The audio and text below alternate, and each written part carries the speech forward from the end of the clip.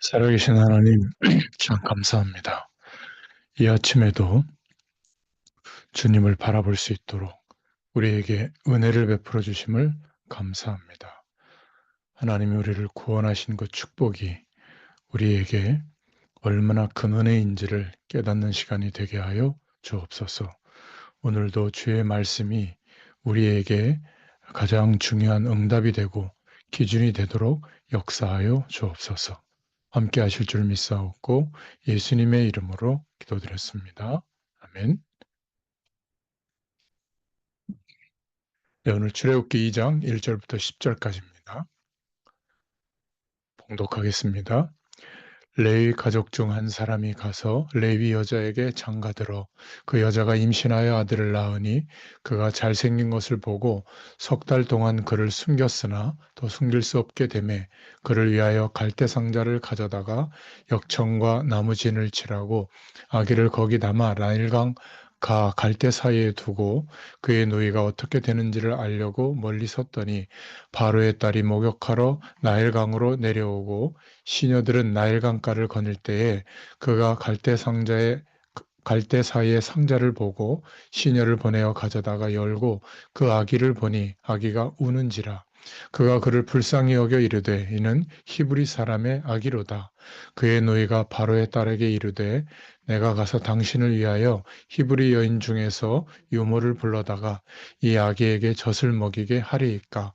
바로의 딸이 그에게 이르되 가라 하매 그 소녀가 가서 그 아기의 어머니를 불러오니 바로의 딸이 그에게 이르되 이 아기를 데려다가 나를 위하여 젖을 먹이라. 내가 그 삭슬 주리라. 여인이 아기를 데려다가 젖을 먹이더니 그 아기가 자라매 바로의 딸에게로 데려가니 그가 그의 아들이 되니라. 그가 그의 이름을 모세라 하여 이르되 이는 내가 그를 물에서 건져내었음이라 하였더라. 아멘. 구원은 하나님이 행하신다 라는 제목입니다. 인생의 가장 근본적인 문제는 하나님을 떠난 죄와 저주의 문제요. 살아가는 인생이 지옥 배경 속에 살아가는 문제죠. 사단의 권세에 눌려 있는 것이 진짜 문제입니다. 소망이 없는 인간에게 하나님은 유일하고도 전무후무한 희망을 주셨죠. 바로 예수 그리스도입니다. 예수님이 그리스도 된다는 것은 인간의 가장 중요한 근본적인 문제를 해결해 주셨다는 뜻이죠. 십자가에서 죄와 저주의 문제를 깨끗이 해결해 주셨고 하나님을 떠나서 지옥의 길을 가게 된 인간을 위하여 예수 그리스도께서는 하나님 만나는 길을 여셨습니다. 사단의 권세에 눌려있던 마귀 자녀된 신분에서 하나님의 자녀로 바뀌어지는 권세를 허락해 주셨죠. 이 놀라운 축복을 받으려면 예수님을 그리스도로 영접하면 됩니다. 기도로 영접할 수 있죠. 예수님이 그리스도시요 지금도 살아계신 하나님의 아들이심을 받아들이고 인정하면 영접이 됩니다. 예수 그리스도를 영접하면 밤에 가히 눌리고 꿈자리가 사납고 정신적으로 혼란을 가져오던 모든 영적인 문제에서 해방받게 됩니다. 2000년 전에 오신 예수님은 지금도 살아서 성령으로 역사하시죠. 이번 주일에도 오셨던 중국에서 오셨던 두 분이 예수님을 영접하는 것을 보게 됐습니다. 오늘 우리가 읽은 성경은 애굽에서 400년 동안 고생하던 이스라엘 백성들을 고통 속에 그냥 두지 않으시고 그 저주에서 빠져나오도록 모세를 준비하셔서 보내시는 내용입니다. 하나님은 우리를 죄와 죽음에 그냥 버려두지 않으시죠. 저주와 사단에게 그냥 내버리지 않으십니다. 지옥으로 그냥 가도록 두지 않으시죠. 그래서 하나님은 우리가 첫 번째로 사랑이시다. 이것을 기억해야 됩니다. 문제 가운데 빠져서 스스로 해결하지 못하고 죽어가는 인간들을 향하여 하나님께서는 해결책을 주셨죠. 예수님을 그리스도로 보내주셨습니다. 주님을 그리스도로 보내셨다는 것은 죄와 저주에서 빠져나오는 길을 내셨다는 뜻이고 지옥에서 해방되는 길을 열으셨다는 뜻이고 사단에서 해방받는 길을 내셨다는 뜻입니다. 하나님의 사랑이 모세를 예비하신 것으로 나타났죠. 두 번째로 모세를 믿음의 집안에서 예비하셨습니다. 레위 사람의 집안이죠. 레위 사람은 성전에서 하나님을 섬기는 제사장 반열의 성직을 감당하는 자들, 이 속에서 출생하게 했고요. 출애굽기 2장 1절부터 2절에 나옵니다. 2절에 보면 왕의 명령, 유아 살해를 하는 그런 속에서도 산파가 모세를 죽지 못하도록 하나님이 보호하셨죠. 이 모든 것이 하나님의 섭리였습니다. 갈대 상자에 담아서 나일강에 떠내려 보낼 때 하나님은 왕의 공주를 예비해서 모세를 건지게 하셨죠. 5절부터 6절에 나옵니다. 모세의 친어머니를 유모로 미리암 누나가 지켜보고 있다가 소개하죠. 결국 모세의 친어머니가 유모로 어릴 때 젖을 먹이면서 신앙을 교육받게 합니다.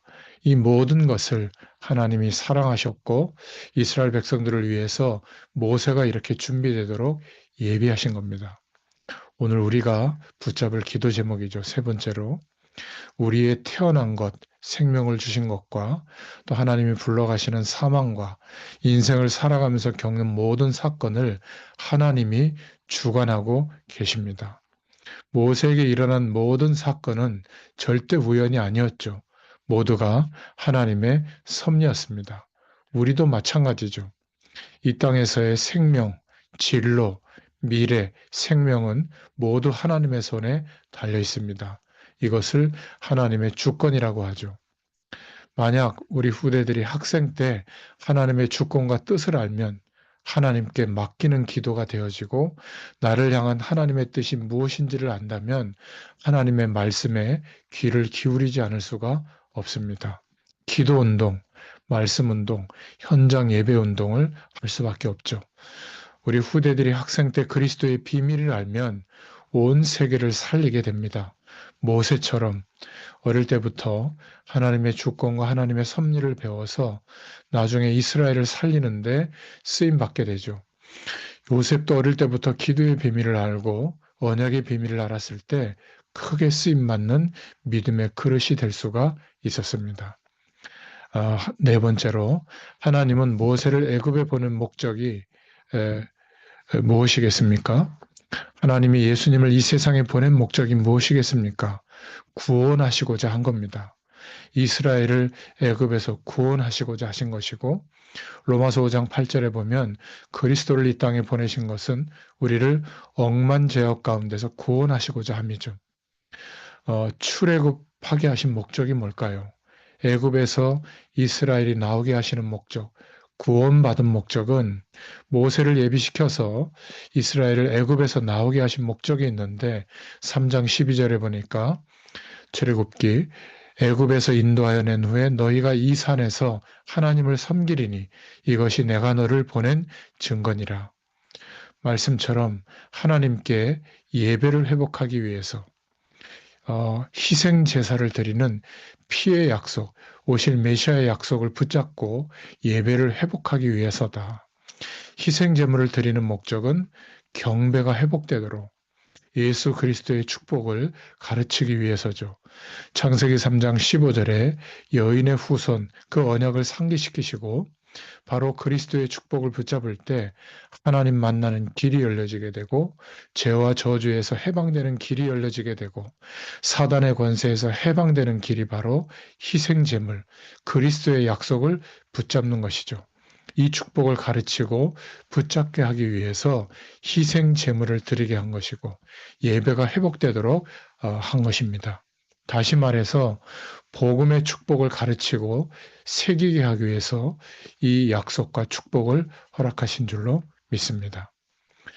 그리스도의 복음이 이렇게 중요하기 때문에 창세기 40장 전체를 통해서 우리에게 다시 한번 말씀하고 있는 것이죠. 예수 그리스도는 우리 인생의 모든 것에 모든 것이 되는 줄로 믿습니다.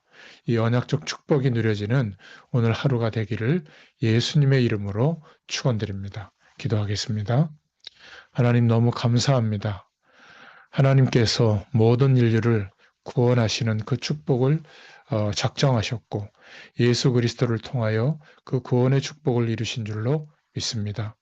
구원의 축복은 하나님이 행하시는 줄 믿습니다.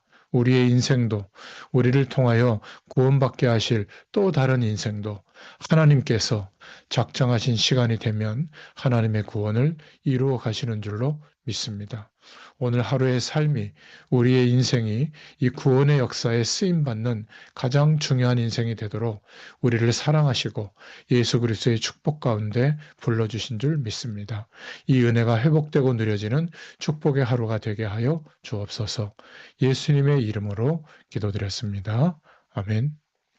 예, 계속 기도하겠습니다.